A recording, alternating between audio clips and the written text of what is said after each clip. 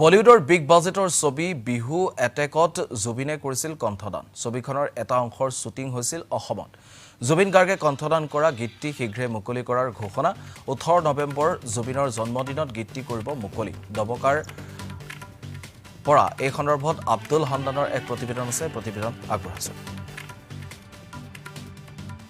সংগীত সূৰ্য, সংগীতৰ ভগৱান আজি আমাৰ মাজত নাই, কিন্তু আজি আসাম টক্সৰ দৰ্শকসকলক আমি এটা কথা জনাই ল'ব বিচাৰিছোঁ।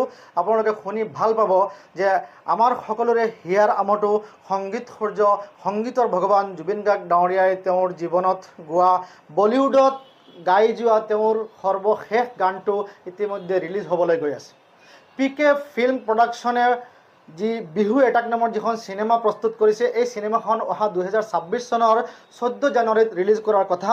কিন্তু তেওঁলোকে যিহেতু 2025 চনৰ 18 নৱেম্বৰ তাৰিখে জুবিন গাৰ্গৰ জন্মদিন আছে, সেইকাৰণে জন্মদিনৰ প্ৰতি লক্ষ্য ৰাখি তেওঁলোকে জন্মদিনৰ উপহাৰ হিচাপে জুবিন গাৰ্গে এইখন চিনেমাত তেওঁ নিজে গোৱা যিখন বিহুৰ গান আছিলে, সেই বিহু এটাক চিনেমাখনত গোৱা বিহু ডান্সৰ সৈতে সংগতি ৰাখি যিটো গান গাইছিলে, সেই গানটো তেওঁলোকে ৰিলিজ কৰিবলৈ ওলাইছে। আৰু মোৰ ওচৰত PK ফিল্ম প্ৰডাকশ্যনৰ যিগৰাকী প্ৰডিউচাৰ আছে, বিহু এটাক নামৰ যিখন চিনেমা বলিউডৰ বিগ বাজেটৰ এখন চিনেমা আহি আছে, আৰু সেই চিনেমাৰ প্ৰডিউচাৰ আছে। মই তেওঁৰ পৰা জানিব বিচাৰিছোঁ যে তেওঁলোকে যিটো गान আপোনালোকে रिलीज কৰিবলৈ গৈ আছে, शायद आपको हिंदी में बोलने से अच्छा लगेगा। वो जुबिन गार्ग का ये गाना रिलीज़ करने के लिए आप लोगों का फिल्म सुना है 14 जनवरी 2026 में आने वाला है, तो इससे पहले आप लोग शायद ये गाना रिलीज़ करने वाला है, तो इसके बारे में आप 18 नवंबर को जुबिंदा का सॉन्ग रिलीज़ कर रहे हैं, जिसमें हमारा मूवी में 4 सॉन्ग हैं।